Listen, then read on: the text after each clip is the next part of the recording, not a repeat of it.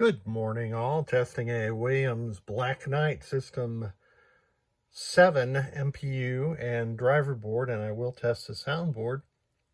I have not installed a method of backing up the battery-backed RAM yet, and I will put a coin cell battery on there for the client. The MPU board had a little bit of alkaline corrosion in the lower left, as is frequently the case. Otherwise, I think this MPU board was in pretty good shape. I did replace all the headers all the way around and that 5-volt input filter cap. And of course, the 40-pin header has been replaced. All the headers on the driver board have been replaced, including the male 40-pin header. These lamp matrix current limiting resistors, they look a little roasty, but they're just fine right now. They're just still very serviceable. One of the 6821s had failed. It was an AMI chip, and the ramifications of that was that it was not able to drive the solenoids 3 and 4 in the special solenoid section, which would be these two transistors, from the CPU. So we're all booted up right now, and it's toggling between the last score and a default high score to date. So let's put it into test. Oh, and the only coil that is on is coil 16, which is the coin lockout coil. So into test we go. Let's see what the LEDs on the MPU do also. Nothing. Okay. Release the auto up down switch. We're in display test. And the next test is sound test. So we'll walk through each of 7 possible sounds. The reality is that it only drives 5, or a combination of 5 bits of sounds, but all that sound is working correctly. Oh, by the way, that's a new Sound Select test board just in from my friend Victor. Here's the lamp matrix test. 100%, and then solenoid test.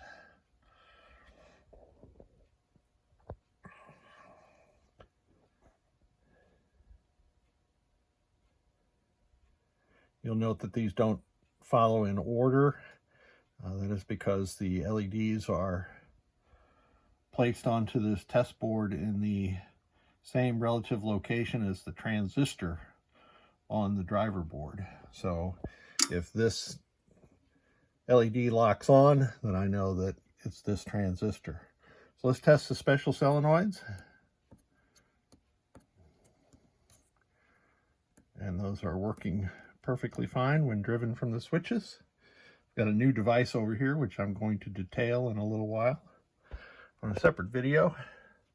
And the next test is switch test. And I hope I didn't go too fast there. No, I didn't. There's, I'm going to go through the column. And Black Knight, let's see what the last switch is. It is 46, 33, 45, 46. So the switches are working fine. And then we're into the audits. So I'm just going to cycle through that and the game will reboot. Nice feature of System 7. I did add a blanking indication. The green LED indicates that blanking is working correctly, and I will put a sticker on there to indicate that. I hate two-state indications. You always have to label what it means. Is on good or is off good? So on is good, and I will put the label on there. So let's see. Let's test this soundboard, which I have connected, and it had some problems. The old ROMs were trashed, so I burnt some new ones. I jumpered this thing for 2732 ROMs, replaced all these sockets on the speech truck, had to replace the sockets for the 6810. Well, all these sockets have been replaced. And then somebody had started to recap the board. That's their work, and then the rest of that work is my work. So let's test each of these sounds by pressing the button on my doodad.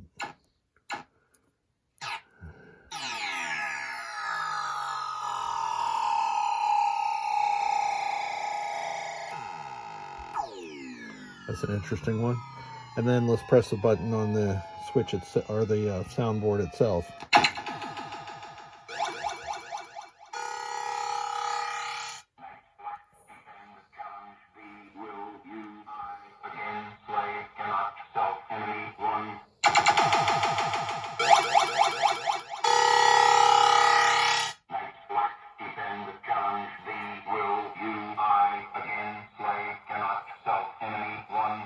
And it'll go on like that forever if I let it.